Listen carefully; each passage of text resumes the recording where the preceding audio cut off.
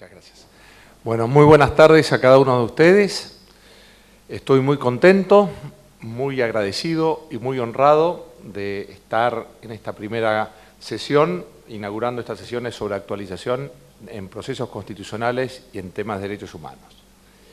Y quería comenzar felicitándolos a los organizadores y a los que aquí han respondido a la convocatoria, primero por el tema que han elegido y después por cómo están realizando esta actividad. Primero el tema que han elegido, ¿no? Los derechos humanos. Sin lugar a dudas, los derechos humanos constituyen hoy el tema central de la vida jurídica y política. El Estado y cada uno de sus organismos se legitima en la medida en que hace efectivos, en que respeta, hace efectivos y promueve los derechos humanos. Y esto que parecería una cosa obvia, no ha sido así a lo largo de toda la historia. Es recién a partir de 1945, después de la Segunda Guerra Mundial, y muy particularmente después del 10 de diciembre de 1948, en donde tiene lugar la Declaración Universal de los Derechos Humanos, donde empezamos una nueva era jurídica y una nueva era política. Y llevamos 70 años, que yo me animaría a decir, que son los 70 mejores años o los menos malos de la vida jurídica y política en nuestro país y en todo el mundo. Que el 10 de diciembre de 1948, todos los estados en el ámbito de las Naciones Unidas nos hayamos puesto de acuerdo sobre los 30 puntos fundamentales que van a regir la convivencia nacional e internacional, es un acto prodigioso de civilización.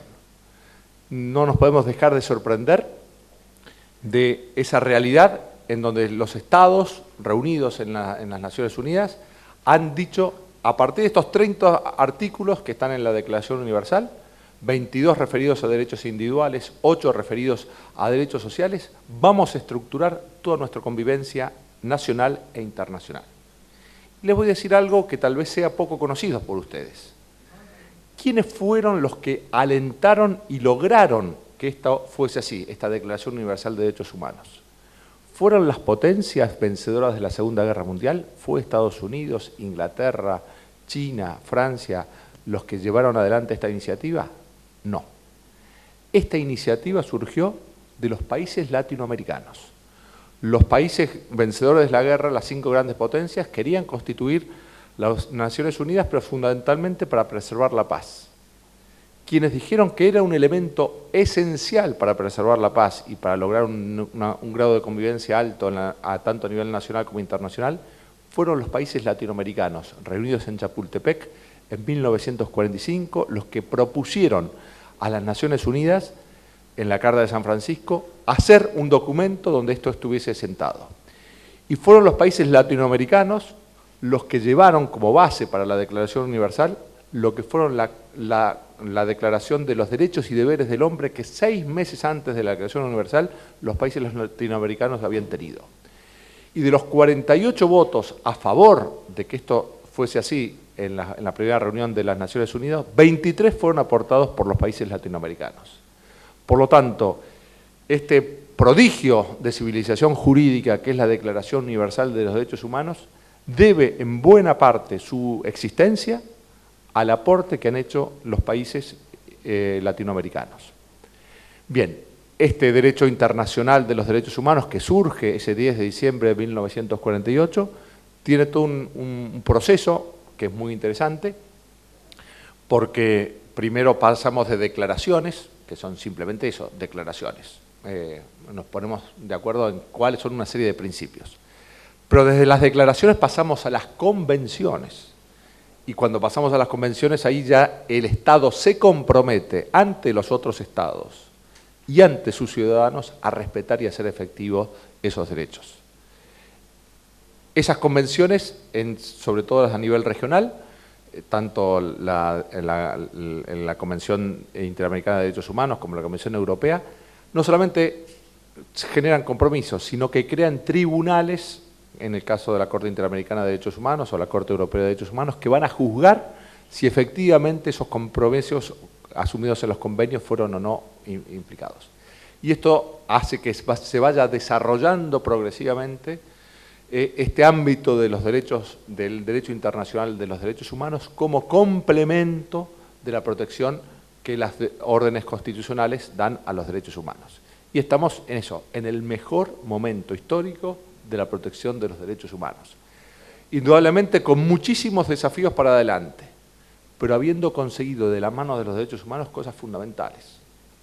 La eliminación de la segregación racial en Estados Unidos, en Sudáfrica, la igualación de derechos entre hombres y mujeres. Recordemos que hasta 1947 las mujeres no votaban en la Argentina y no votaban en la gran mayoría de los países.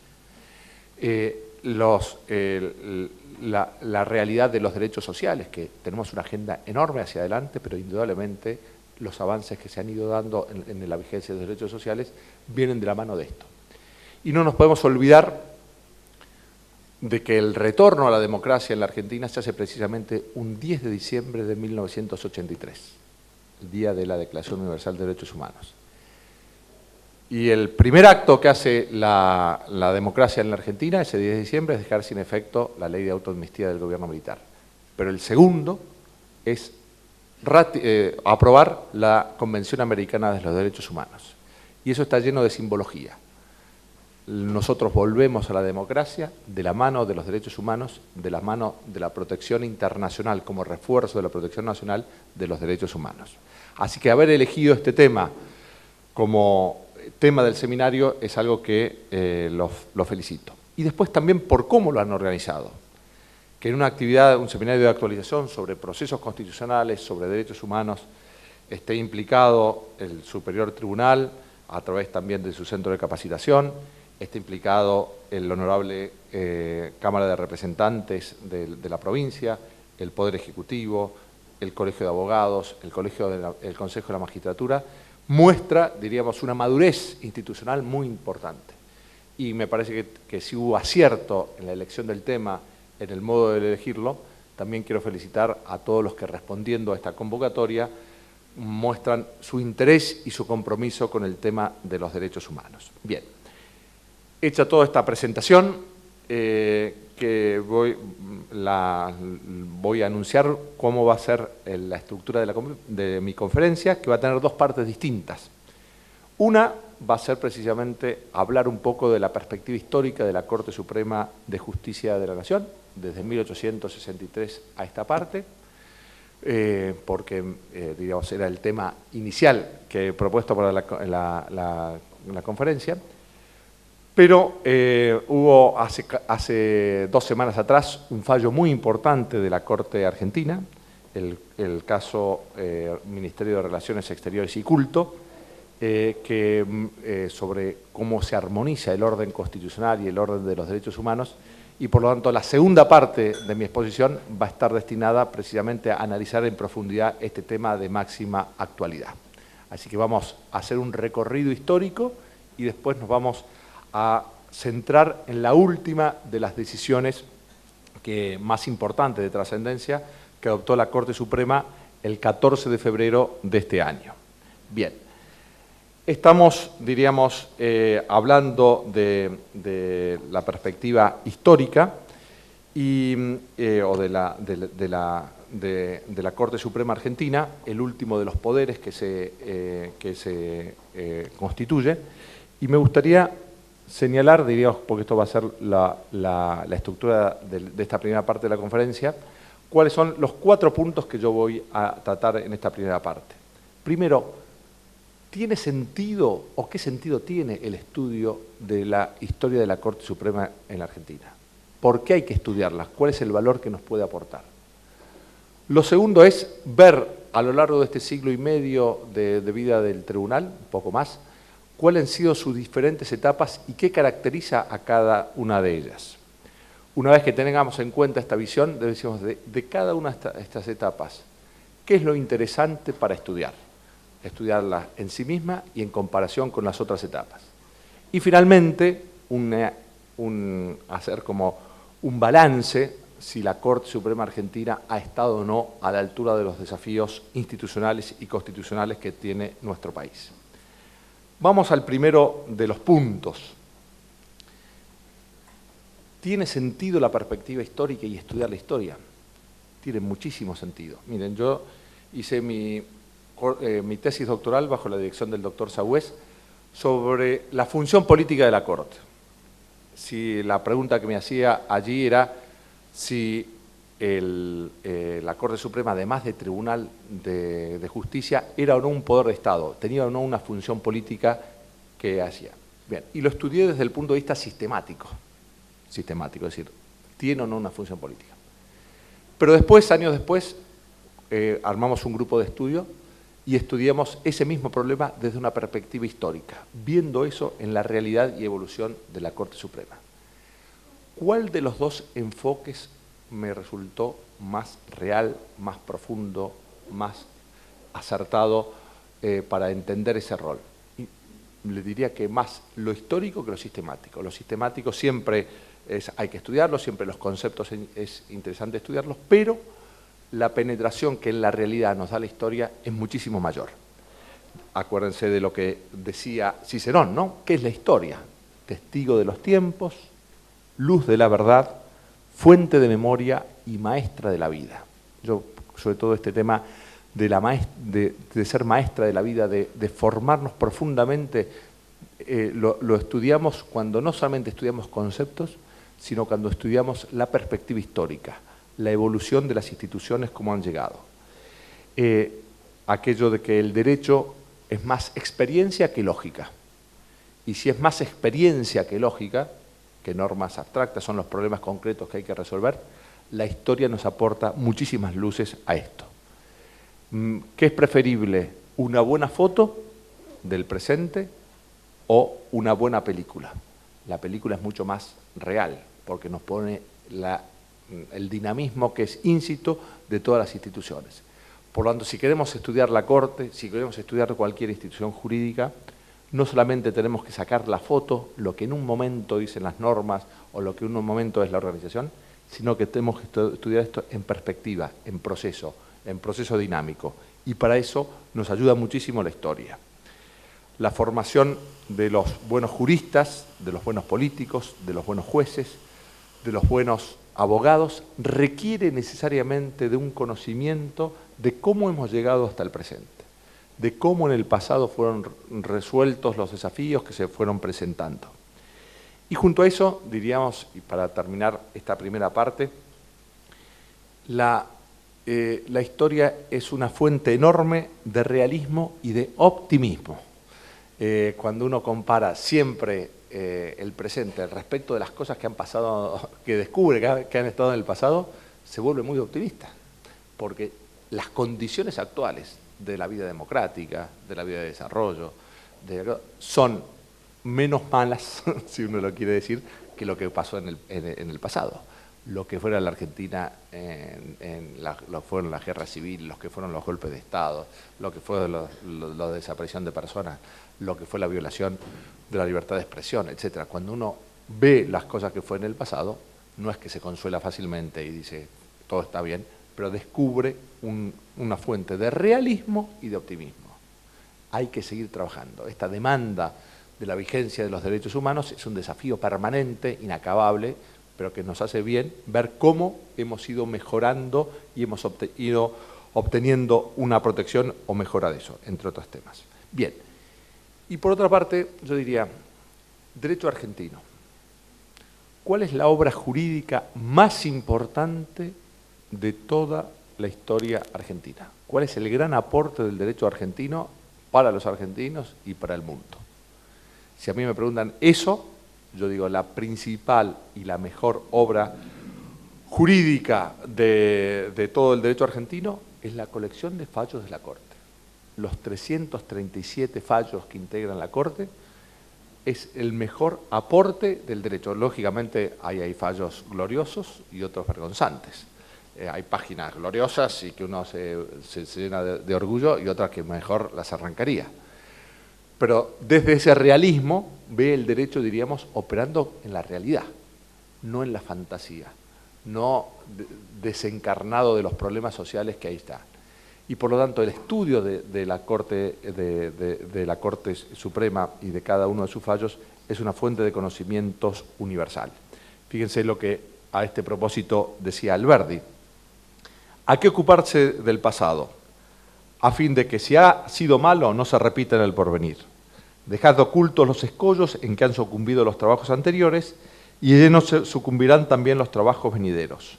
¿Cuál es el destino de la historia? Ella pone el pasado al servicio del porvenir.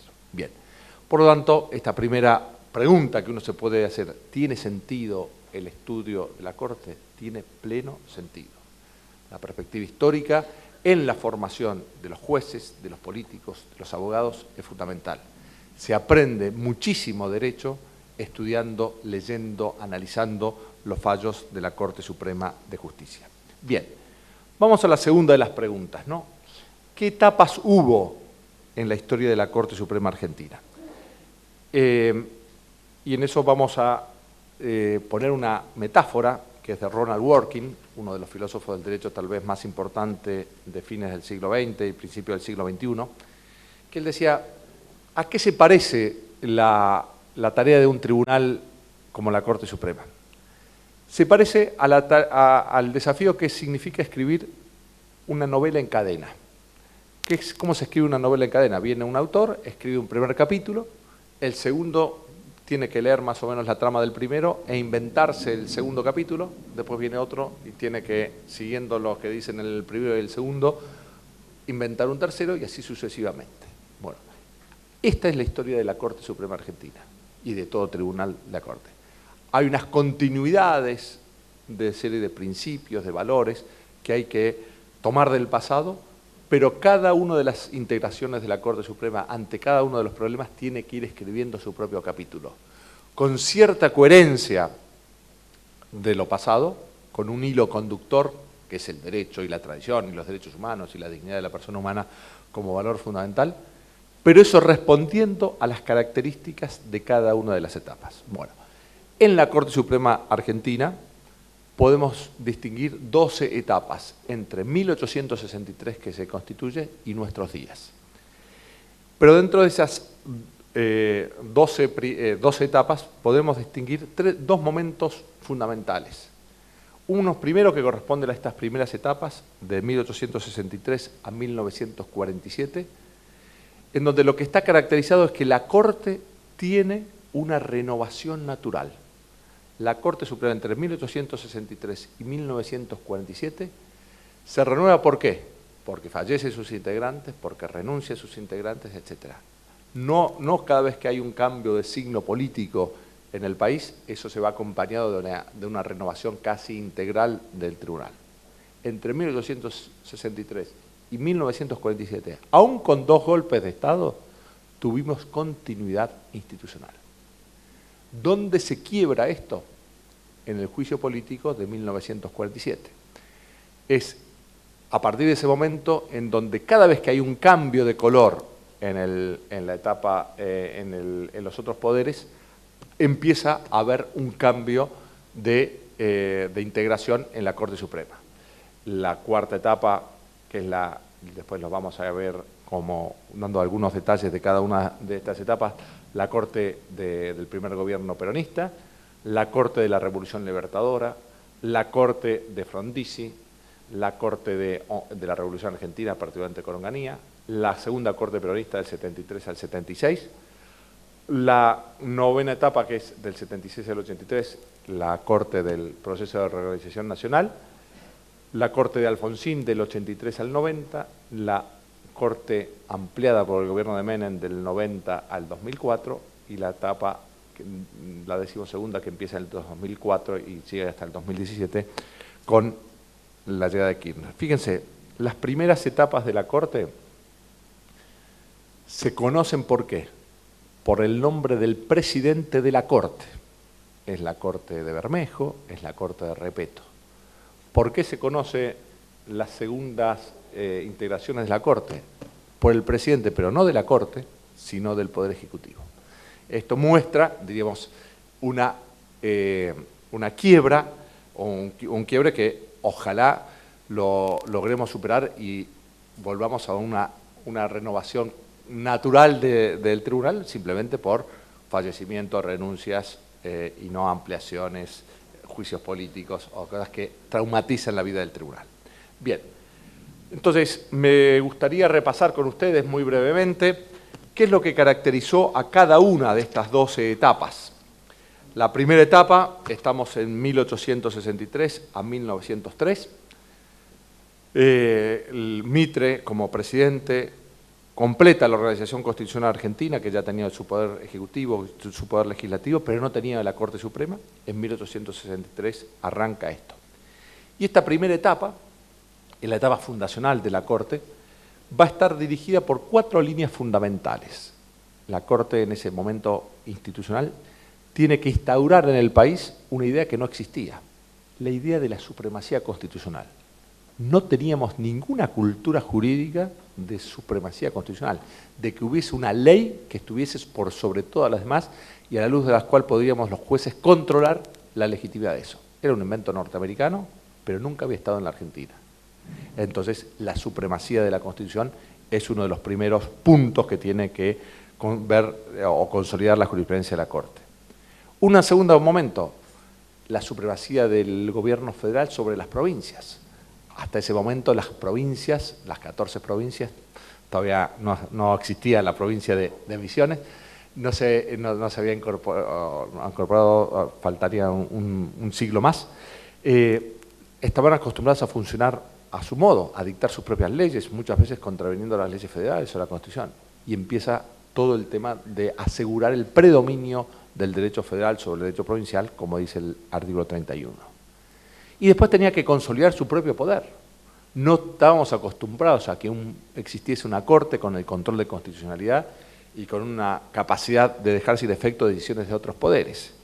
Entonces también la consolidación de la Corte, diríamos, como Tribunal de Garantías Constitucionales, como alguien que es la conciencia jurídica final del país, todo eso hay que irlo creando, una conciencia de juridicidad, una conciencia de supremacía de la Constitución, una conciencia de que el tribunal está llamado a dirigir en última instancia eso.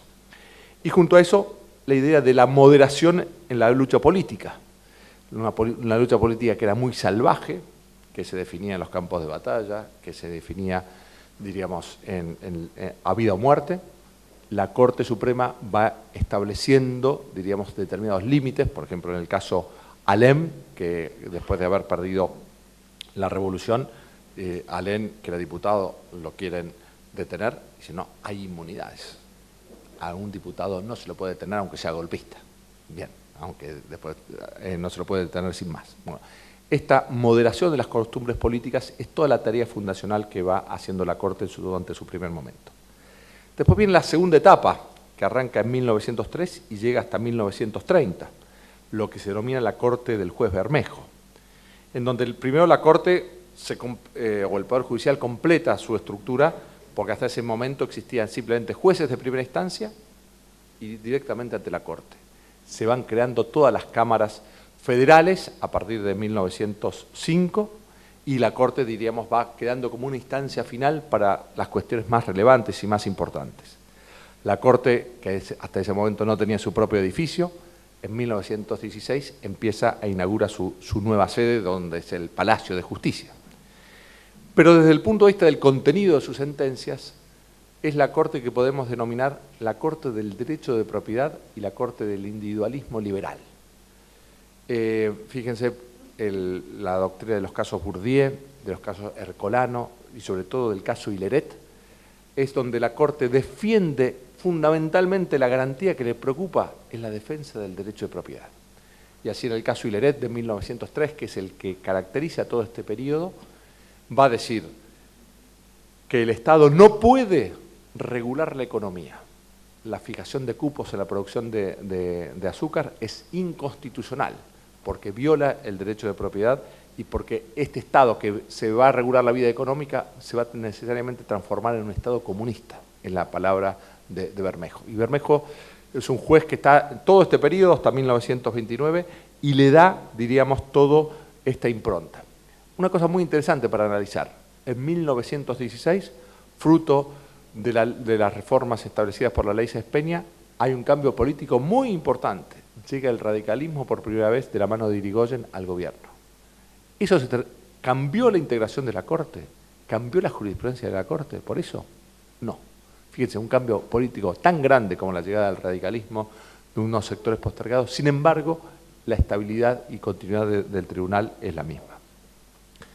La tercera etapa es una etapa bastante trágica en el comienzo y trágica en el final, porque empieza tal vez con una de las peores decisiones de la Corte Suprema en toda la historia, que es la acordada de 1930, donde ella, que es encargada de la custodia constitucional, termina convalidando el golpe de Estado.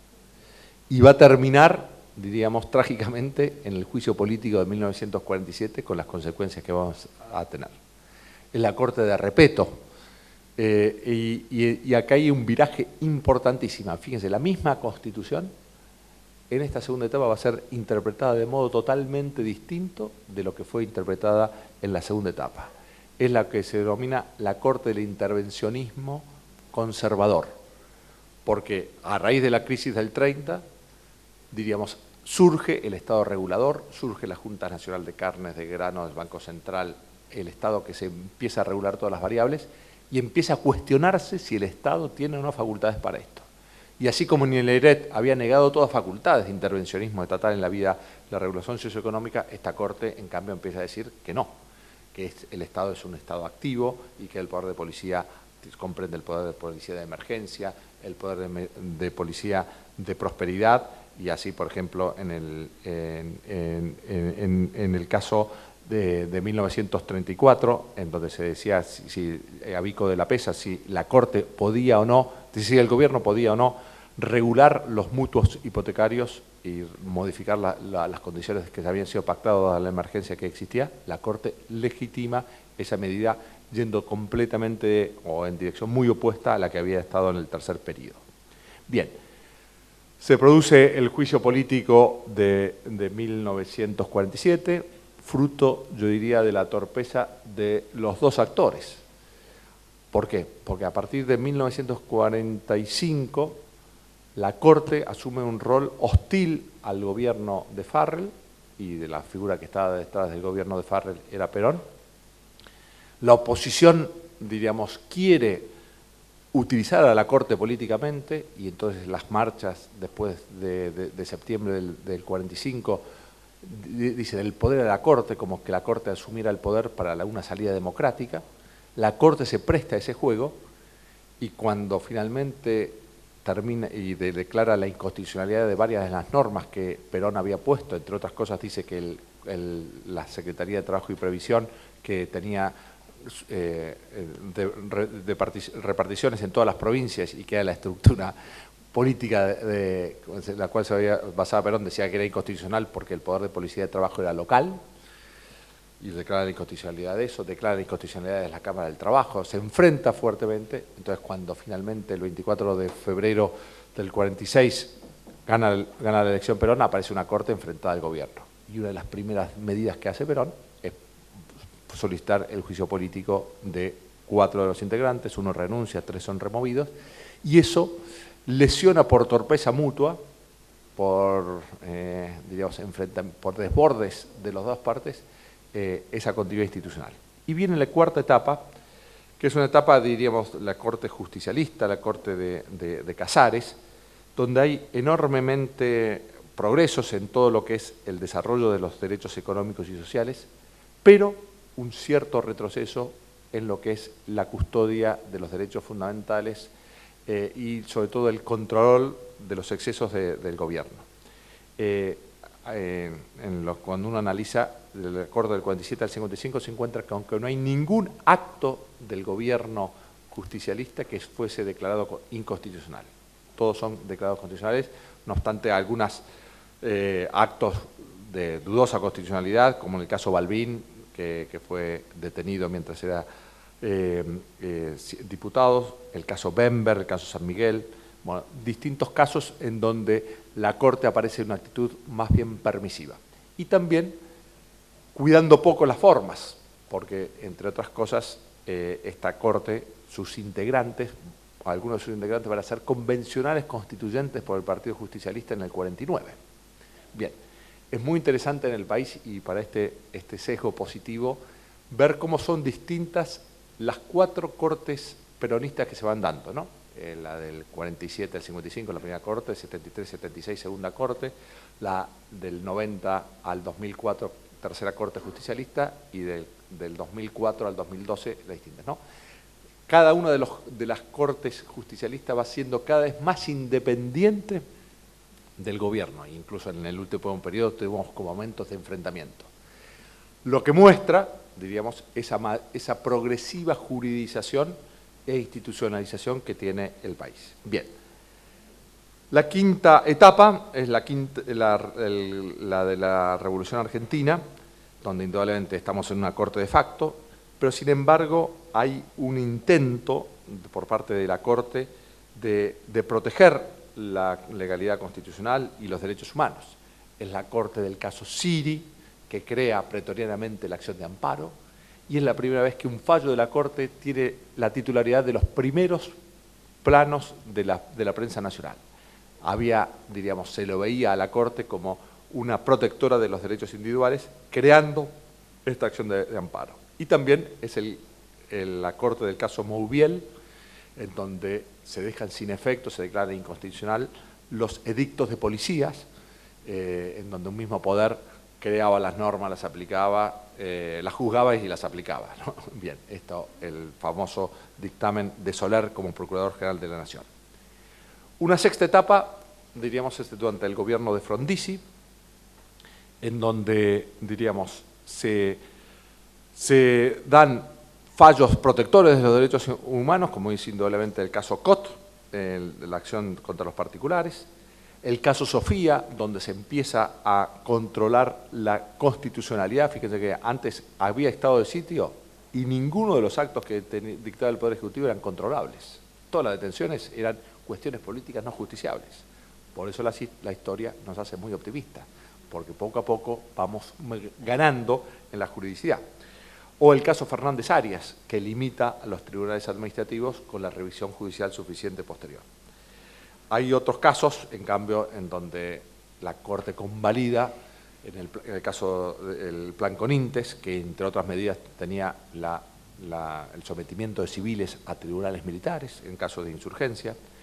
El caso Cine Callao, donde llega el poder de policía a límites muy fuertes, en donde la Corte convalida que los dueños de los cines tuviesen que contratar números vivos antes de todas las funciones cinematográficas como modo de atender a la desocupación artística de ese momento. Bien, entonces es una Corte que combina fallos más protectores de los derechos humanos con otros que son bastante más permisivos.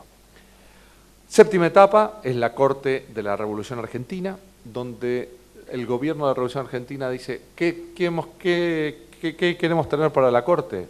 Los mejores juristas. Y entonces Risolía, Borda, Cabral y la primera mujer, Margarita Argúas, se incorporan a la Corte. Es esta Corte, la Argentina es el primer país en Latinoamérica que tiene una mujer, en América, una mujer integrante de la Corte. Recién Estados Unidos en el año 73 la va a tener, nosotros la tuvimos en el año 68. Bien, es cierto que después no cuidamos demasiado esto y después vamos a ver cuántas, solamente 3 mujeres han ocupado el cargo de ministro de la Corte. Es un déficit que tenemos, pero empezamos bien, o empezamos antes que otros. Bien, el octavo periodo es la Corte Justicialista, la segunda Corte Justicialista, y es la Corte de los casos Park Davis, Swift-Deltec, en donde se refuerza el interés o las potestades del Estado para penetrar en la realidad de las sociedades y donde haya mecanismos para evadir las leyes tributarias o para no extensión de las quiebras son dejados de lado, ¿no? La teoría del velo societario que está allí. Y sobre todo hay un fuerte interés, y esto la Corte lo remarca en el caso Barzais, de lo que se llama indubio pro justitiae sociales. Los jueces deben tener una mirada, una perspectiva, de acuerdo a la integración de este tema, fuertemente para conseguir la justicia social, la equiparación de los sectores más postergados de la sociedad. La novena etapa es la Corte del proceso de revolución nacional. Es una Corte muy limitada y muy condicionada por el contexto histórico-político que se vivía, donde apenas hay algunos tenues esfuerzos por controlar las situaciones que se daban, como el caso Pérez-Smith, donde la Corte, frente a los pedidos que ella hacía sobre informes de los detenidos, y que decía esta persona no estaba detenida frente a los habeas corpus que se presentaban, decía el Poder Ejecutivo negaba que estuviese detenida esa persona. La Corte en Pérez-Smith da un fuerte pataleo, no puede hacer mucho más, y dice que el Estado de Derecho no es una máscara, sino que requiere de una intención efectiva de cumplimiento de las leyes por parte de los poderes. En el caso Timerman, que la Corte ordena la libertad de Jacobo Timerman y la Junta Militar se opone y la Corte amenaza con renunciar y finalmente Timerman sale del país. Es la Corte de un cierto realismo jurídico, de la mano de jueces como Gabriel y como Rossi, en donde incorpora instituciones como la indexación de las deudas de dineros en los casos Vieite y Camuso, en donde en el caso Saguiri-Dib ve que no es el legalismo, el seguimiento de la letra de la ley, sino la justicia lo que debe guiar el tema de cada una de las cortes, de los fallos de la Corte. Y junto a eso, en materia de libertades, diríamos, es una Corte, por ejemplo, que niega la objeción de conciencia en el caso Lopardo de los testigos de Jehová, que considera que la tenencia de estupefacientes, en el caso Colavini, es una acción de tenencia, es una acción que puede ser penada. En cambio, en el caso Montenegro, ya hacia el final del periodo, considera que las pruebas obtenidas de prueba de modo ilegal no pueden ser utilizadas en los procesos, ¿no? La teoría de los frutos del árbol venenoso, que se instala en el año 83. La 10ª etapa es la etapa del gobierno de Alfonsín, el retorno a la democracia, y es una Corte, diríamos, que por un lado tiene un fuerte compromiso con los derechos humanos, que nacen en casos como Basterrica, como Portillo, y también como en el caso Sellán, en donde intenta proteger fuertemente el derecho de privacidad y el derecho de la autonomía de las personas, en los casos de tenencia de estupefacientes, reconoce la objeción de conciencia en el caso Portillo.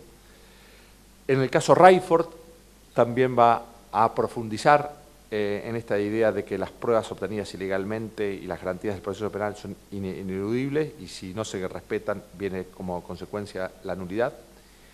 En cambio, en algunos otros temas, como en el caso Camps respecto de la ley de obediencia debida o en el caso Granada respecto del estado de sitio que declara Alfonsín un poco artificialmente, sin demasiados fundamentos, hay una resignación en el cumplimiento de o de la protección de los derechos constitucionales.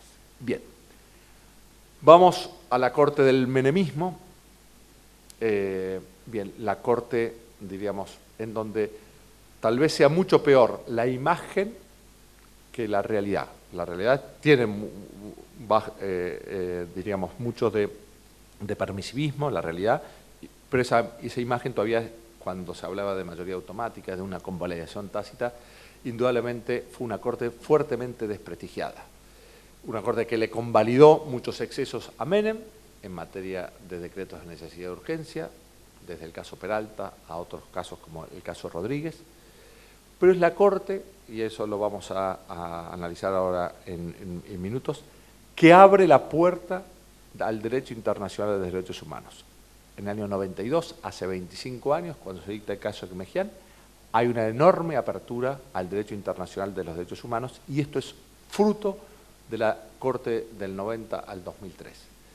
Esa Corte que también va a defender fuertemente las prerrogativas del Poder Judicial, en el caso Fait declarando hasta la inconstitucionalidad de la reforma del 94, en la acordada 2096 sobre el impuesto a las ganancias, así que es una Corte que protege fuertemente las prerrogativas del Poder Judicial y fuertemente también el principio de legalidad en materia tributaria. Bien,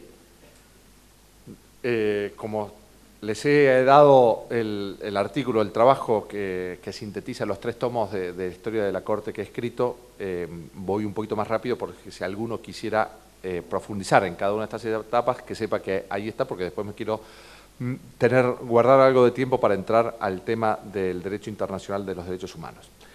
Bien, finalmente entonces está la Corte del 2004 a esta parte, la Corte, lo que podemos denominar la Corte del Kirchnerismo, algunos la llamarán volviendo a la Corte de Lorenzetti, porque sobrevive su presidencia, al menos por el momento, al cambio de gobierno. Bien, esta Corte se muestra ante el desafío de reconstruir su imagen institucional y se preocupa de, diríamos, reconstruir ese fallo, esa autoridad moral y esa autoridad institucional a través de una serie de fallos en donde pretende, de algún modo, responder a los reclamos de la sociedad que le va haciendo. Indudablemente el caso Riachuelo frente a la problemática ambiental, el caso Badaro de los ajustes previsionales, indudablemente el caso Berbisky en materia de hacinamiento en las cárceles. A través de todas estas cosas, de todos estos casos, la Corte asume un rol institucional más activista. No se quiere simplemente quedar como alguien que controla las decisiones de otros poderes, sino que donde hay omisiones de los otros poderes, ahí viene la Corte, diríamos, asumiendo un rol protagónico. En los casos también Quispe Castro en materia de derecho de vivienda. Y es una Corte que a la vez quiere reducir su competencia para que poder centrarse en aquellos casos centrales y más importantes. Y por eso, diríamos, declara la inconstitucionalidad de la apelación de los juicios previsionales, la apelación ordinaria cuando la nación es parte y el monto supera determinado lugar, reinterpreta lo que es el concepto de causa civil en los temas en donde era demandada a las provincias para restringir su competencia y quiere centrarse en aquellos fallos más importantes y centrales. Diríamos, es una Corte que tiene el enorme mérito de haber reconstruido la imagen institucional del tribunal.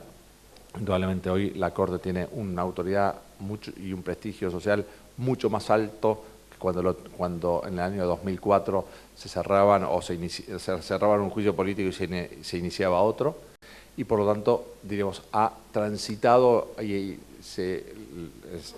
un camino en donde de la mano de los derechos humanos y de ciertos límites puestos al gobierno, sobre todo el tema de la reforma de la ley del Consejo de la Magistratura, que en ese momento de máxima tensión, que le haya puesto ese límite, la sociedad lo vio como una posibilidad de tener un tribunal confiable que era capaz de enfrentar y no someterse al poder político. Bien, yendo un poco más a la segunda de los temas que podemos, una vez que vemos todos estos periodos, ¿qué temas podemos ver en cada uno de los periodos? Cada uno de esos 12 periodos puede ser atravesados por estas 4 temas que nosotros podemos ver. El contexto histórico, donde le tocó actuar a la Corte, la biografía de los jueces y las estadísticas de cómo fueron, aquellos principales fallos y líneas jurisprudenciales, que es lo que estuvimos viendo, y un análisis y valoración final. Quería compartir con ustedes lo que podría ser algunos datos que surgen de lo que es la integración de la Corte. ¿Cuántos jueces tuvimos nosotros desde 1863 hasta la fecha? 105. 5 de ellos fueron elegidos en 2 oportunidades, es decir, renunciaron y volvieron. Son Gorostiaga, Laspiur, Vidau, Ollanarte y Levene. Hemos tenido 102 varones y 3 mujeres. Bien, ¿cuál ha sido la duración promedio de los jueces en el cargo? 6 años y medio. Si uno lo compara con Estados Unidos, una Corte que tiene más años que nosotros, porque arranca en 1790, nos encontramos que Estados Unidos ha tenido 100 jueces, pero la duración promedio ha sido de 18 años, es decir, casi 3 veces más que nosotros. ¿Por qué? Por ese tema de la continuidad institucional que me refería anteriormente. ¿Quiénes son los jueces que más han durado? Fait, el juez más que con 31 años en la Corte, Petraki con 30 años, Bermejo con 26 años y Repetto con 24, los jueces que más han durado. Bien, durante los 80 primeros años del tribunal solo hubo 10 presidentes de la Corte. ¿Por qué? Porque el nombramiento era vitalicio.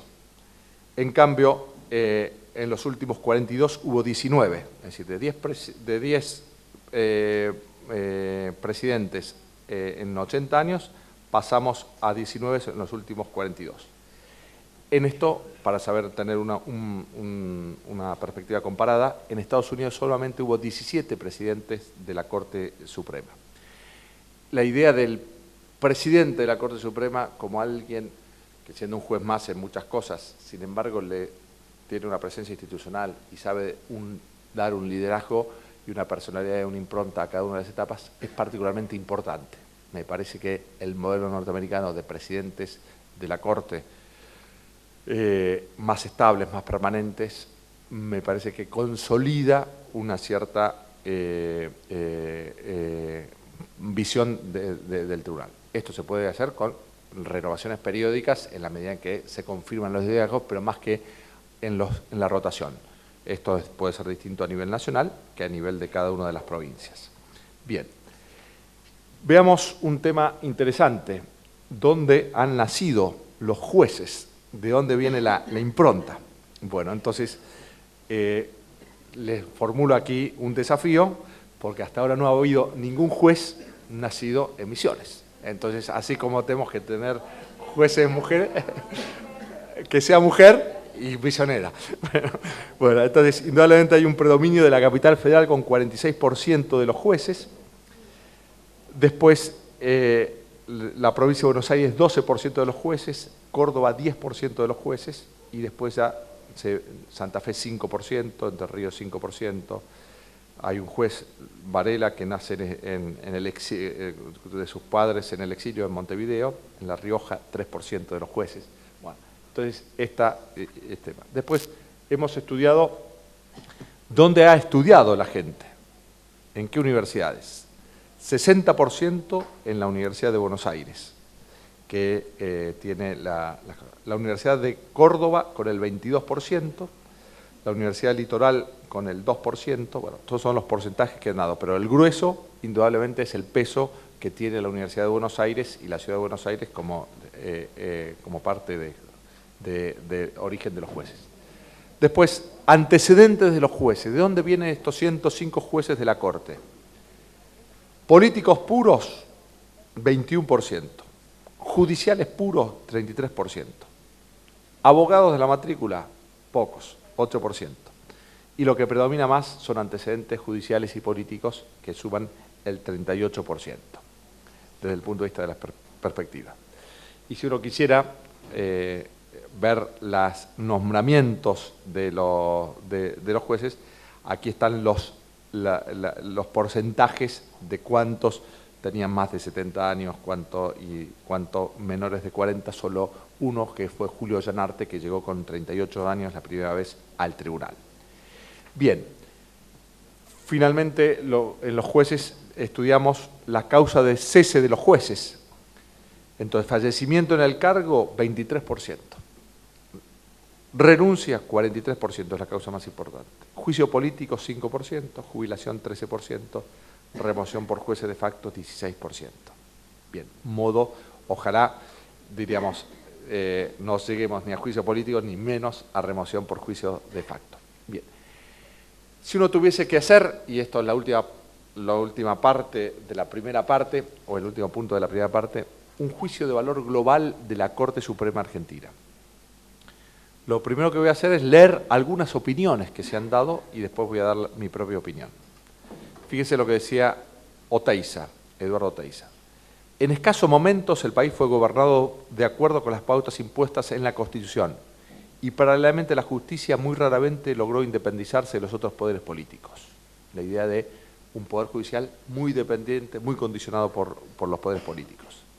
Alejandro Carrió, en ese mismo sentido, dice, con excepción quizás de los primeros periodos de la actuación del tribunal y de algún otro más reciente, el balance general no es bueno para nuestra Corte. Es posible que se piense que hubo momentos donde la Corte hizo razonablemente lo que pudo y que es difícil esgrimir teoría jurídica ante la fuerza de las bayonetas.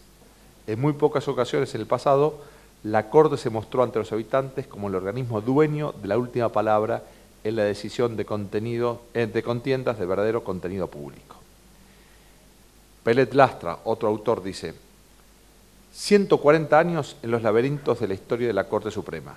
Una historia complicada por la falta de conocimiento del rol institucional y la tendencia a nombrar jueces adictos. Como si no hubiésemos logrado el primer objetivo para que la Corte pueda realizar su función, que es precisamente la independencia judicial. También bastante crítico, Héctor Danzi dice: todos los gobiernos pretendieron tener jueces adheridos políticamente y los presidentes no fueron imparciales en su elección.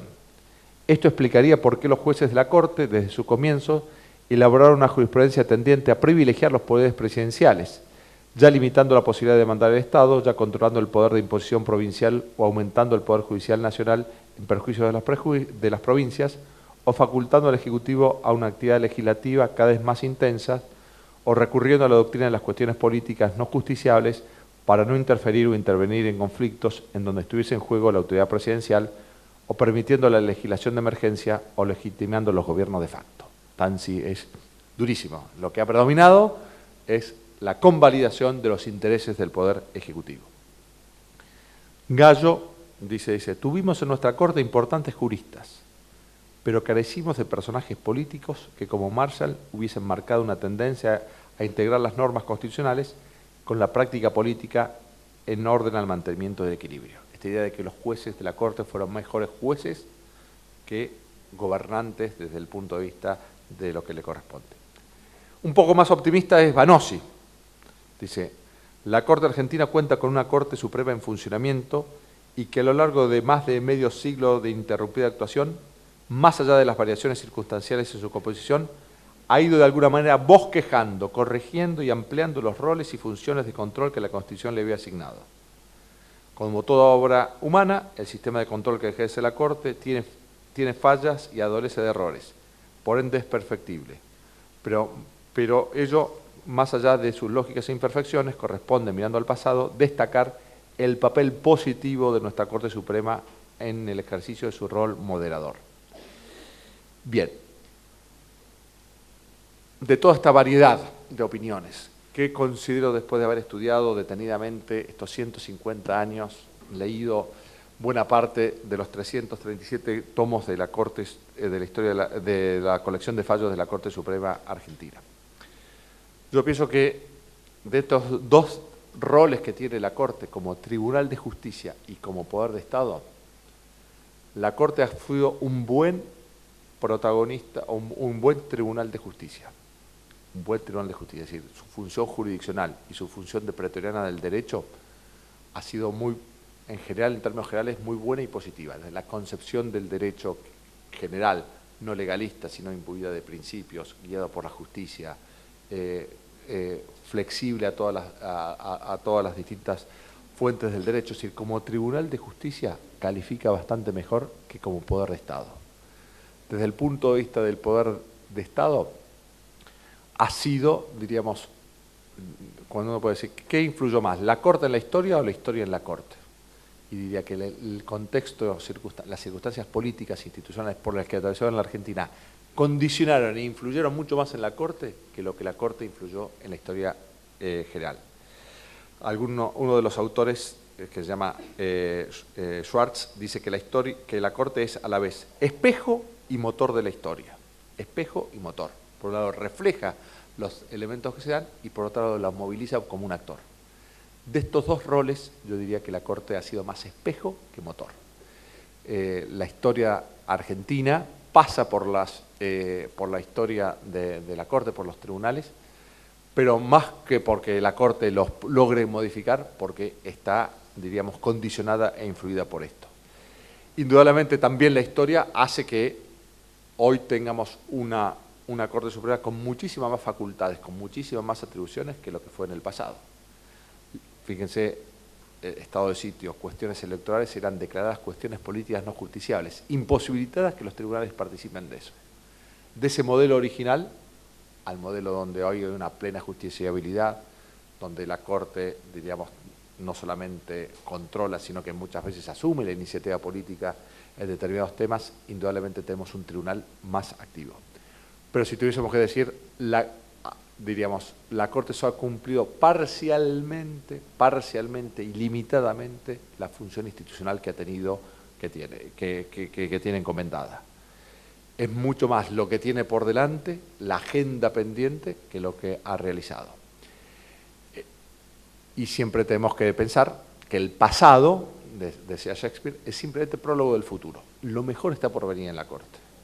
Tenemos, diríamos, desde el punto de vista del aprendizaje institucional, desde el punto de vista de las expectativas sociales, desde el punto de vista de la doctrina, una intención y un reclamo porque la Corte asuma realmente el poder que está llamado a tener en la protección de los derechos humanos. Y en eso me parece que viendo la película, viendo dónde venimos, esta continuidad institucional que se va teniendo, el desarrollo de todo el crecimiento de los instrumentos de control de constitucionalidad que está teniendo, indudablemente es enormemente positiva. Bien, terminado esto, esta parte, diríamos, me quería ahora concentrar en el análisis de lo que es el derecho internacional de los derechos humanos en relación al orden constitucional y particularmente en esta sentencia de hace 2 semanas atrás. Yo diría que la Corte Suprema Argentina es de los tribunales del mundo que ha tenido una mayor apertura al derecho internacional de los derechos humanos. Y eso ha estado guiado por, yo diría, 8 pasos fundamentales que se han ido dando en los últimos 25 años. Primer paso, y esto es anterior, nosotros partimos de un sistema del monismo, que esto es fundamental. Para nosotros, cuando un tratado internacional entra en vigencia en el ámbito internacional, en el mismo momento entra en vigencia en el orden interno. Y los tratados forman parte del derecho interno y los jueces están llamados a aplicarlos. Esta es decisión constitucional del artículo 31 y del artículo 116. Ese es un contexto importantísimo, monismo. El segundo paso que se dio, importantísimo, 1992, caso Ekmejian, la superioridad de los tratados sobre las leyes, que después el constituyente del 94, 2 años después, constitucionaliza. Eso es otro paso muy importante. Tercer paso muy importante, operatividad directa e inmediata de los derechos reconocidos en los tratados internacionales. También en Ekmejian, la Corte Suprema tutela el derecho de réplica, más allá de que no exista legislación que lo tutele. Por lo tanto, los derechos reconocidos en tratados internacionales son de cumplimiento, son plenamente operativos. Bien, cuarto momento, la jerarquía constitucional de los tratados de derechos humanos establecidos en el 94.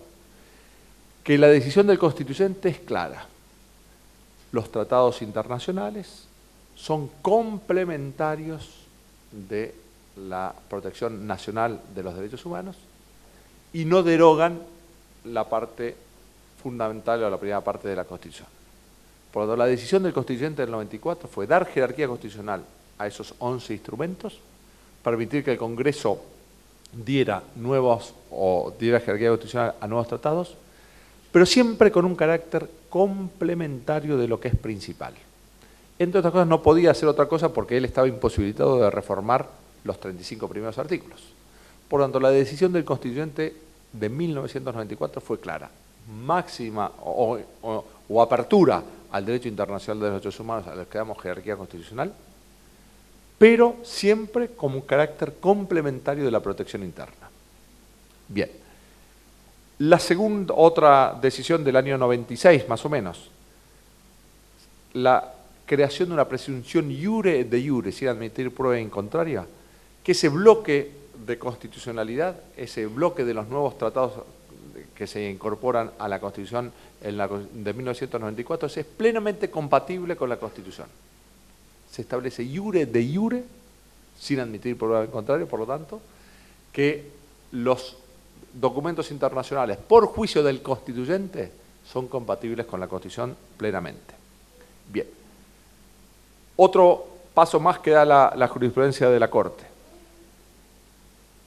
No solamente hay que tener en cuenta el texto del tratado, sino la interpretación que de los tratados hacen los organismos internacionales, particularmente la Corte Interamericana de Derecho.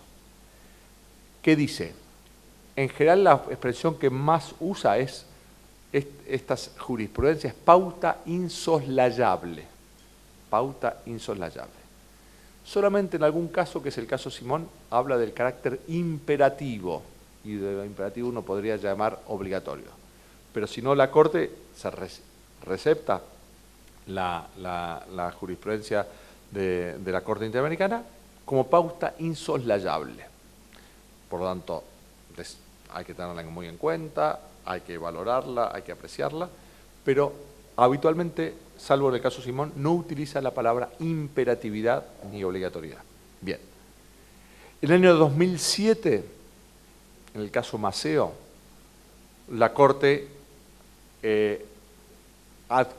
incorpora o recepta internamente la doctrina del control de convencionalidad que había sido creada por la Corte Interamericana un año antes, en el caso Almonacid Ortiz del año 2006.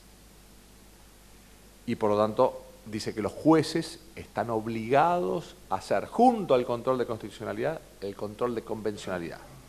Y ese control de convencionalidad significa analizar todas las normas y toda la actuación de los poderes públicos y de los ciudadanos a la luz de un parámetro internacional, que viene dado tanto por el texto de los tratados como de la interpretación que de ellas han hecho los organismos internacionales.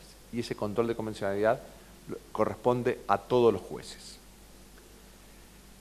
En el 2014 da un nuevo paso, que es la obligatoriedad de las recomendaciones que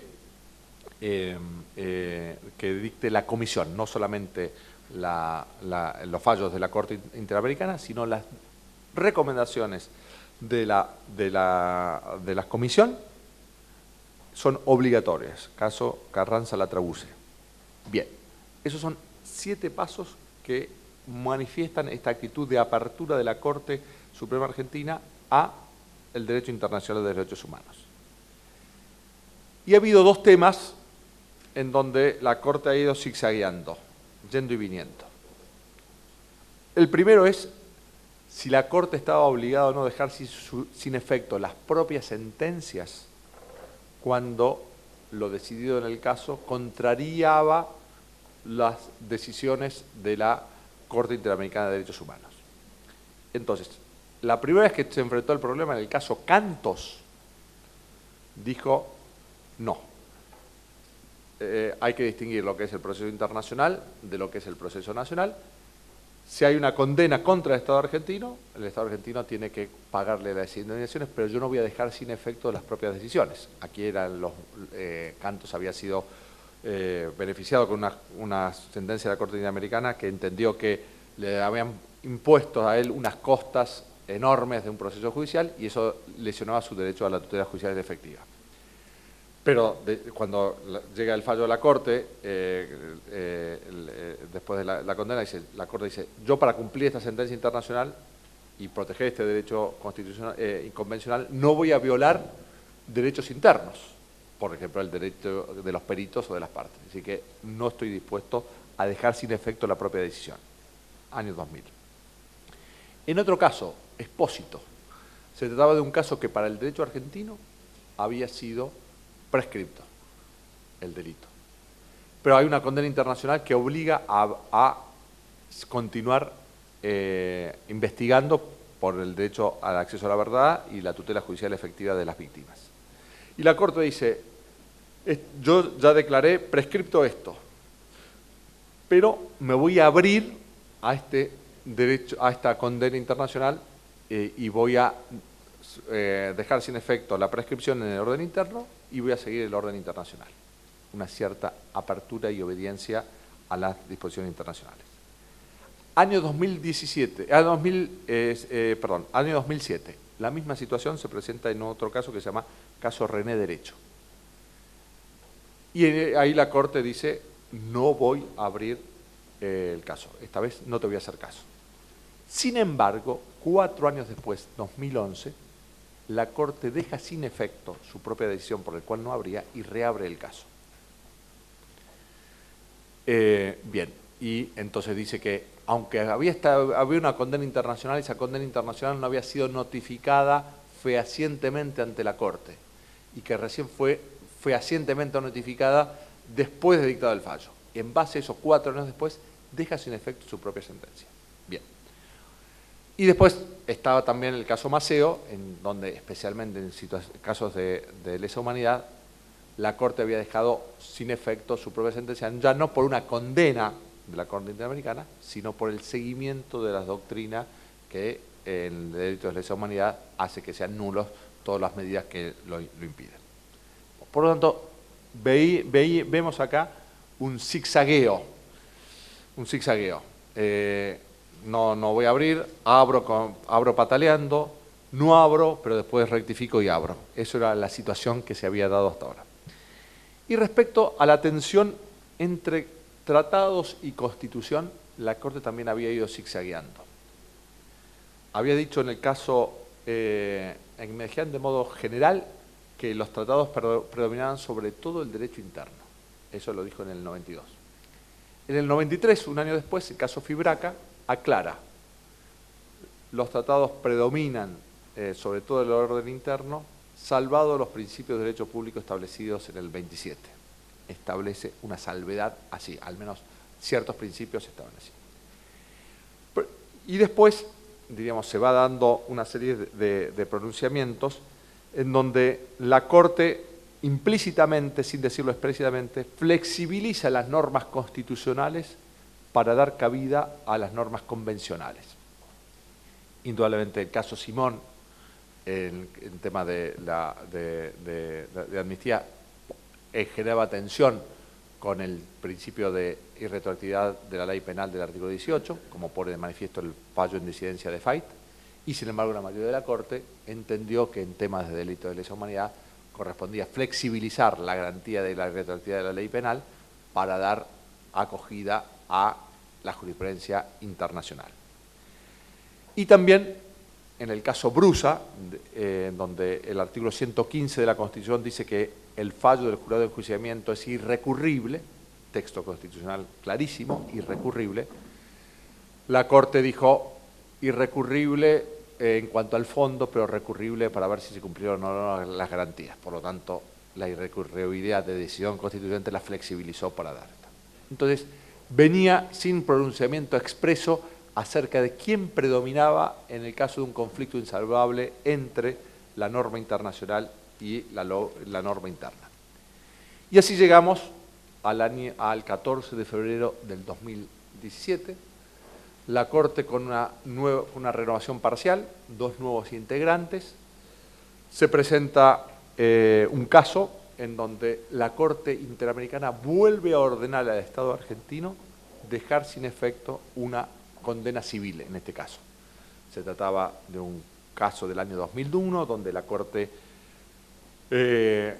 Suprema había confirmado y disminuido la indemnización que el presidente Menem debía recibir de parte de la editorial de la revista Noticias por una serie de publicaciones de noticias que eran invasivas de su vida privada a criterio de Menem. La Corte le había confirmado la condena civil de segunda instancia, la había disminuido y había quedado como firme el fallo. 11 años después, la Corte Interamericana considera que esa sentencia era lesiva de la libertad de expresión y ordena, entre otras medidas, dejar sin efecto la sentencia del caso Menem.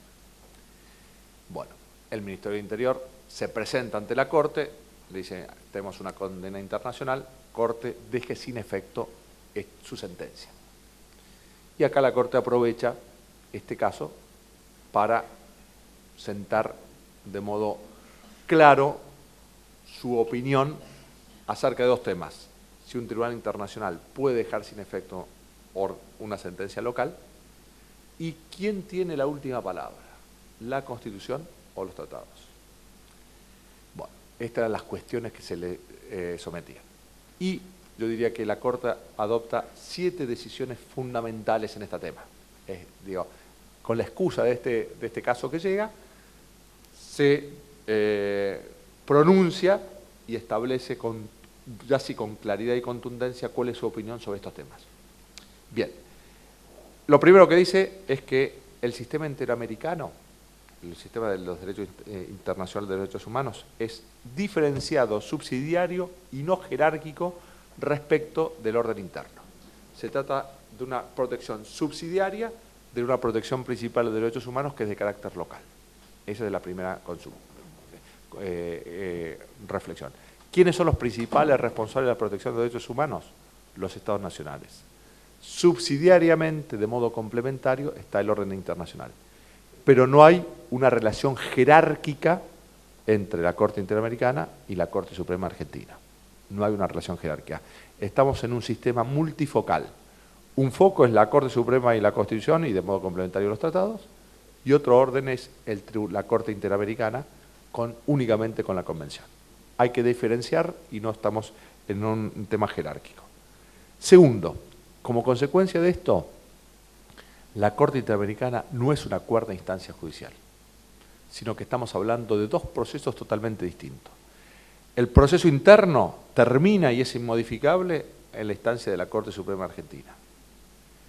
Y se inicia un nuevo proceso en donde el derecho y las partes son totalmente diferenciadas, que es el orden internacional. Por lo tanto, son procesos distintos y la Corte Interamericana no es una cuarta instancia. Por lo tanto, lo que va a deducir de esto es que no tiene facultad para dejar sin efecto sus sentencias, ¿no? Porque incluso las partes son distintas. Por ejemplo, Menem no fue parte en el fallo o el proceso ante la Corte Interamericana. La tercera definición, y esto es muy importante, dice, los tratados obligan a la Argentina en los términos exactos en los cuales ella realizó su compromiso. Por lo tanto, si la Corte Interamericana va más allá de los términos en los cuales la Argentina dio su compromiso, yo no tengo por qué obedecerlo. El pacta sunt servanda sigue siendo el fundamento de las obligaciones internacionales del Estado. Por lo tanto, si los organismos internacionales creativa y evolutivamente ponen nuevas obligaciones que no estaban asumidas al momento de firmar el tratado, el Estado argentino no tiene por qué cumplirlas. ¿Y quién dice si se pasaron o no? Yo, la Corte Suprema. Bien. Habla finalmente que la supremacía final es de la Constitución sobre todos los tratados, incluido la reforma del 94, porque dice lo siguiente: el constituyente del 94 solamente podía dar jerarquía constitucional a normas que estuviesen en compatibilidad con los primeros 35 artículos. Y dentro de esos 35 primeros artículos está el artículo 27, que dice que la nación argentina está obligada a afianzar sus relaciones de paz y progreso con todas las naciones del mundo, firmando tratados que estén de acuerdo con los principios de derechos públicos establecidos en esta Constitución. Ese principio de la supremacía de la Constitución sobre todos los tratados no podía ser modificado. Por lo tanto, el único modo que podemos entender la jerarquía constitucional de todos estos tratados es de modo complementario con la Constitución. Por lo tanto, en caso de eventual conflicto, siempre predomina la propia Constitución. La quinta definición: existe la viabilidad de hacer en sede nacional un control de constitucionalidad de la actuación de los órganos y tribunales convencionales. Es decir, corresponde, y la Corte lo puede hacer, un control de constitucionalidad del control de convencionalidad. Si el control de convencionalidad hecho en sede internacional es contrario a los principios de derecho público, la reafirmación final es del orden constitucional.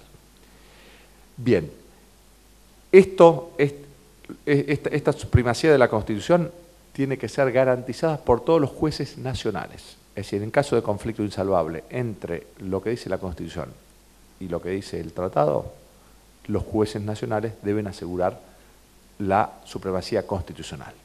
Indudablemente lo primero corresponde a la armonización, y esta es la actitud que se puede dar en el 80-90% de los casos. Pero si el conflicto es insalvable, corresponde que el juez nacional opte por la norma constitucional. Y finalmente se reafirma el carácter de la Corte Suprema como cabeza del Poder Judicial e intérprete final de la Constitución y el carácter definitivo de sus sentencias. Las sentencias que yo dicte, dice la Corte, nadie las puede dejar sin efecto, salvo yo mismo, si se me da, pero no por orden internacional, porque eso afectaría, el quitarme el carácter supremo o el carácter definitivo de mis sentencias, afecta uno de los principios de derecho público que protege el artículo 27. Bien, esto es lo que describo, las 7 tesis que están en el trabajo que me parece que se les dio a ustedes, que expone la Corte en esta decisión fundamental. Diríamos, uno puede preguntarse dos cosas, si esto tiene fundamento constitucional y si esto tiene visión en el derecho comparado. Entonces, me parece que la tesis que yo sostengo es lo siguiente. La supremacía es siempre constitucional, pero la primacía puede ser del derecho internacional si así lo decide el Poder Constituyente. ¿Qué quiere decir esto? ¿Puede el Poder Constituyente decir que los tratados van a tener jerarquía superior a la Constitución? Sí lo puede hacer, pero solamente lo puede hacer el Constituyente. No lo puede hacer ni los intérpretes nacionales ni los intérpretes internacionales. Es decir, si nosotros adoptamos una decisión como la que adoptó Holanda, que dice los tratados están encima de la Constitución, ningún problema. Pero esto es una decisión que, por su importancia y por su trascendencia, tiene que ser asumida de modo explícito por el Poder Constituyente. Si no lo hace el Poder Constituyente y dice que los tratados son superiores a las leyes, por lógica del sistema y por decisión del artículo 27 de los tratados, la Constitución prevalece sobre los tratados. Y por otra parte, esto digo muy sintéticamente, la supremacía es siempre constitucional, pero la primacía normativa puede ser internacional o nacional de acuerdo a lo que decida el Poder Constituyente. Y en el caso de la Argentina, ni el Constituyente del 53, en el artículo 27, ni el Constituyente del 94, que le dio a los tratados carácter complementario y no principal, estableció la supremacía del orden internacional sobre el orden interno, sino que hay una última instancia en caso de conflictos insalvables en donde permanece la supremacía constitucional. Junto a eso, la Argentina se descuelga en esto respecto de lo que es el orden o las actitudes que han tenido los tribunales constitucionales en el mundo. No. Estas posiciones han sido adoptadas por Alemania, Italia, España, Inglaterra, Rusia, que no es un buen ejemplo de todo esto, y en el orden latinoamericano, por México, Uruguay, Brasil y en el caso de Argentina. Y después hay otros casos como Costa Rica, etcétera, donde hay y República Dominicana, que yo les pongo en el trabajo, dan situaciones muy más problemáticas. Por lo tanto, los estados, desde Alemania, Italia, siempre se han mantenido una última palabra, una última instancia de carácter nacional para decir la última decisión siempre es mía.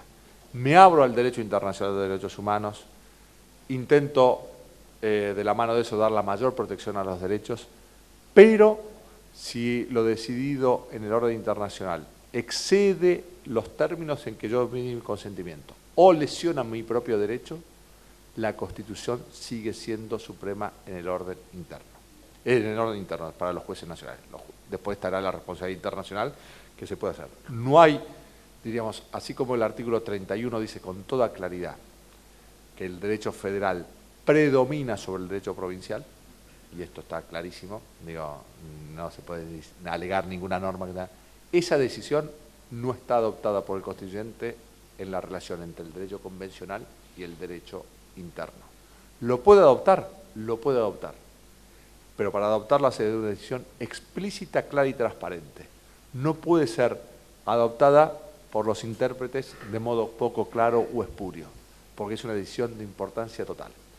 Por lo tanto, tiendo a compartir la tesis sostenida por la Corte Argentina, en la medida que esto no signifique, y pienso que no lo va a significar, un retroceso y un cierre al efecto enormemente beneficioso que el derecho internacional de los derechos humanos ha tenido en Argentina. Bueno, estas son las cosas que tenía para compartir esta tarde con ustedes. Muchas gracias.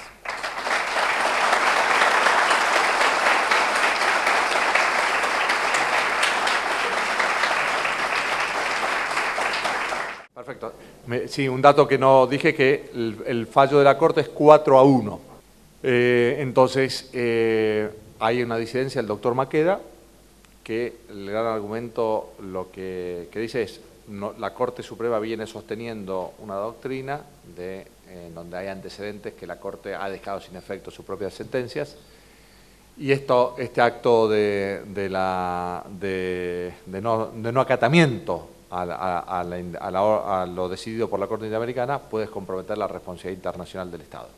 Este es el gran argumento de que cuando aceptamos la Corte Interamericana, cuando aceptamos formar parte del sistema interamericano, nos comprometimos a seguir los fallos. Bien, entonces siempre está ahí el tema, ¿no? Que me parece que es lo siguiente: no se puede aceptar ningún compromiso en materia internacional que vaya contra los principios de derecho público establecidos en la Constitución. Por lo tanto, ¿a quién tengo que seguir? ¿A lo que dice el Tratado de la Corte Interamericana, extendida supuestamente, o lo que dice la Convención de Viena, o lo que dice la Constitución? Me parece que corresponde a los jueces seguir lo que dice la Constitución. Viena, ¿qué es para la Argentina? La Convención de Viena ni siquiera es un tratado de jerarquía constitucional, es un tratado ordinario. Por lo tanto, ese tratado ordinario, que tiene segundo o tercer nivel jerárquico, no puede predominar sobre todo. Bueno, esto, yo en el artículo que les entregué comparto más. Me parece que esto refleja más, la decisión de la Corte mayoritaria refleja más lo que hoy es el Estado Nacional. Indudablemente el Estado Nacional se ha debilitado respecto de lo que era el Estado Nacional tradicional, pero sigue siendo el principal responsable y el principal agente. Por lo tanto, esta decisión de guardarnos un último margen de decisión nacional me parece positivo. Me parece que mientras eso se mantenga valioso, se mantenga en pie, es mucho más valioso que decir: lo que decida la Corte Interamericana de Derechos Humanos, yo lo voy a seguir a pies juntillas. ¿Por qué? Porque, entre otras cosas, si hay cuestionamientos a la legitimidad del Poder Judicial en la Argentina, como para que pueda tener muchísimo más, podemos cuestionar que la última palabra en un sistema de democracia constitucional lo tenga 4 integrantes de la Corte Interamericana que ni siquiera pueden ser del país, que en los procesos de elección no tengamos ninguna participación, que por la Convención son irresponsables ante todos los gobiernos nacionales. Entonces, esa debilidad institucional fuerte, que ni siquiera tiene manejo de su propio presupuesto, digamos, para saberlo. Es decir, que es mucho más débil que un tribunal nacional, y darle la última palabra a ese sistema me parece que no. Entonces, me parece que también por razones jurídicas y por razones políticas e institucionales me parece valioso. Sí. Ahí hay una pregunta. Sí, buenas tardes. Buenas tardes, muchas gracias. El bloque de constitucionalidad, que está conformado por la Constitución y los tratados internacionales, con eso los tratados internacionales pasan a ser la Constitución misma. Sí.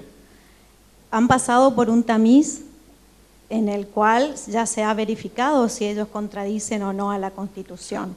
Entonces, ¿no sería un poco incongruente que ahora la Corte diga: a todos los jueces están obligados a hacer el control de convencionalidad, menos yo? Respecto de la Convención Americana de los Derechos Humanos, la cual el último intérprete es reconocidamente la Corte Interamericana. Claro. Lo que dice la Corte es lo siguiente: la Convención de Derechos Humanos forma parte del bloque de constitucionalidad, tiene jerarquía constitucional clarísimamente.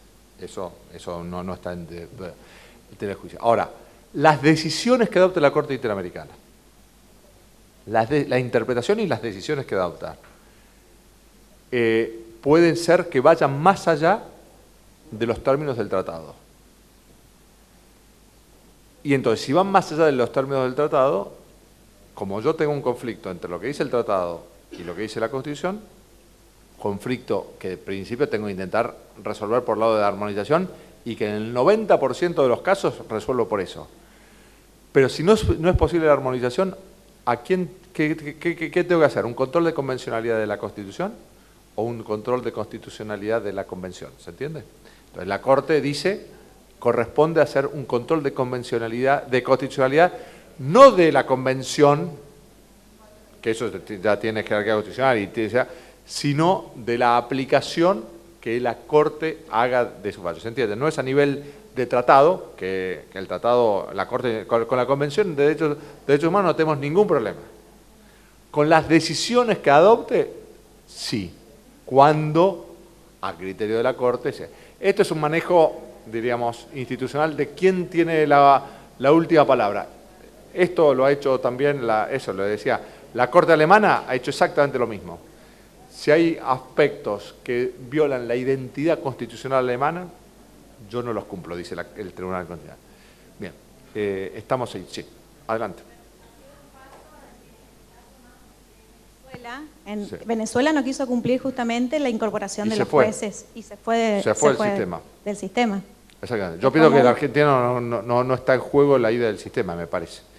No sé qué hará la Corte Interamericana respecto a eso, porque la Corte Interamericana tiene desobediencias fuertes, en el caso Hellman, en el caso de la guerrilla de Brasil, y entonces no sé qué va a pasar. Yo pienso que hasta ahora se han ido de la Convención, se han ido 3 países, uno de los cuales volvió, pero se fue Venezuela, se fue Trinidad y Tobago, y se fue Perú y volvió.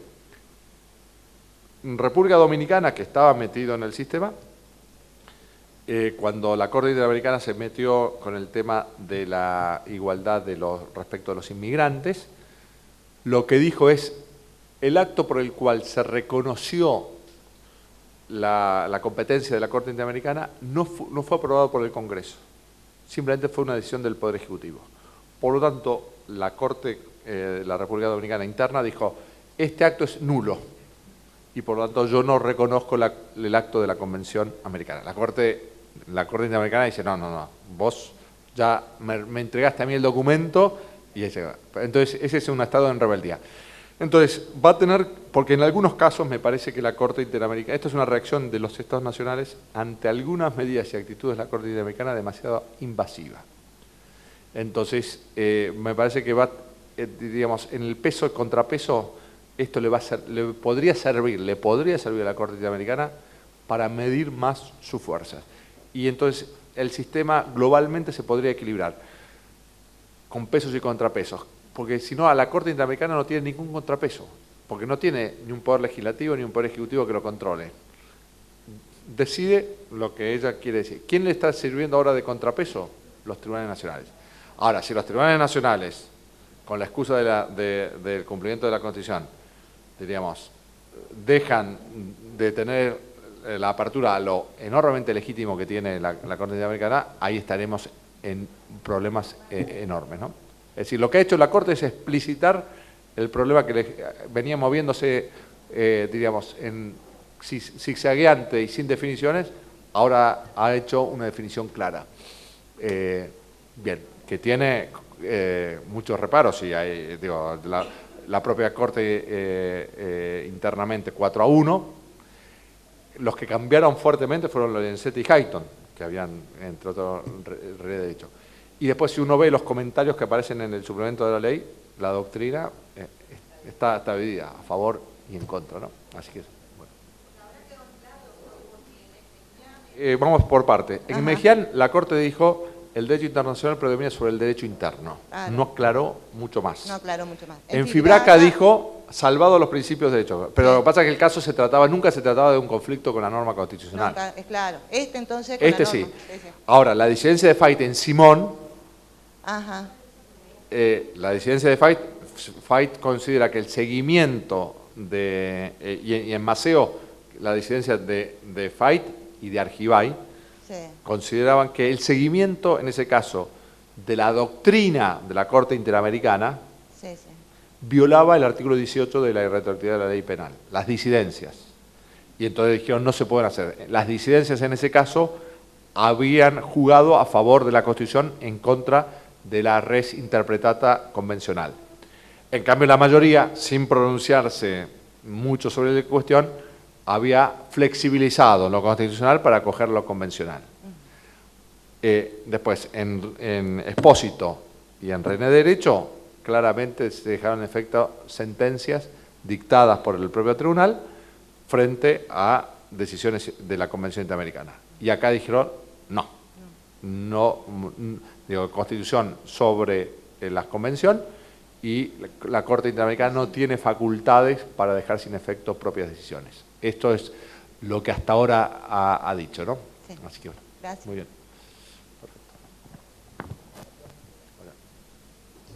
Perfecto. Yo pienso que el mejor sistema es el jurisdiccional difuso. Es decir, la práctica del sistema norteamericano y el argentino me parece que puede dar buenos ejemplos de eso, ¿no? Que todos los jueces puedan controlar la constitucionalidad de la ley y por lo tanto la imposibilidad frente a Trump de que cualquier juez se lo pueda oponer es más valioso para la protección de los derechos individuales que si tener simplemente un solo tribunal constitucional. Entonces me parece que el sistema jurisdiccional difuso es el que mejor funciona. Y junto a eso, yo pienso que llega un momento en donde hay identidades forjadas en la historia, sin que esto lleve a la no modificación de la historia bajo ningún... Cuando uno ya lleva 150 años en un sistema, los cambios tienen que ser muy justificados para pasar de un sistema a otro y las ventajas tienen que ser bastante evidentes. Y hoy en general, más bien estamos yendo de un sistema concentrado a uno difuso por el control de convencionalidad o en Europa también por el seguimiento de las doctrinas de la Corte Europea de Derechos Humanos. Entonces, me parece que el jurisdiccional difuso es el que no desde el punto de vista de la coherencia doctrinaria, a lo mejor, o institucional, pero sí desde la operatividad es el que mejor resultados ha dado. Y si uno tuviese que, en eso también los americanos, fíjense, los europeos ¿desde cuándo hacen control de constitucionalidad? Los alemanes desde el 50, los italianos desde el 50, los españoles desde el 80. Nosotros hace 150 años que venimos haciendo control de constitucionalidad. Y después de la Corte Suprema Norteamericana, el tribunal que con más años ejerciendo el control de constitucionalidad es la Corte Suprema Argentina. Por eso los estudiantes norteamericanos muchas veces vienen a hacer estudios comparativos. Yo me he entrevistado con cerca de 15 o 20 investigadores norteamericanos que vienen a estudiar el fenómeno argentino. Entre otras cosas porque la Corte Argentina copia todas la Constitución Argentina copia todas las disposiciones de la Constitución norteamericana en esta materia. Entonces yo prefiero el control judicial difuso con algo moderado, autolimitado y activista en casos límites. ¿Alguna otra pregunta? Ahí me parece.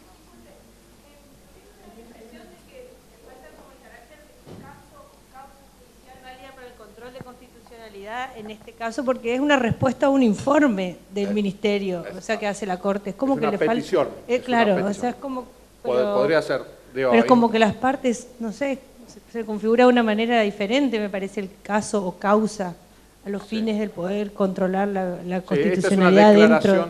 Sí, me parece que desde el punto de vista formal no es una petición que se le hace, la Corte lo traslada.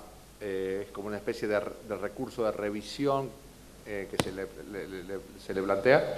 No es el caso típico de recurso extraordinario, pero me parece que es clara lo que la Corte aprovechó esto, así como la acordada 2096. No es un caso, pero dijo, bueno, el impuesto a la ganancia afecta a la intangibilidad, y no era un caso, y le dio carácter erga omnes, y eso es la opinión de la Corte sobre el tema hasta el momento. En este caso, aunque no hay caso, como usted bien señala, caso judicial tradicional, hay una actuación, diríamos, donde interviene el procurador, donde todos los jueces ante la misma cuestión se pronuncian, ¿no? Agradecemos nuevamente al doctor Santiago por su exposición y a ustedes los invitamos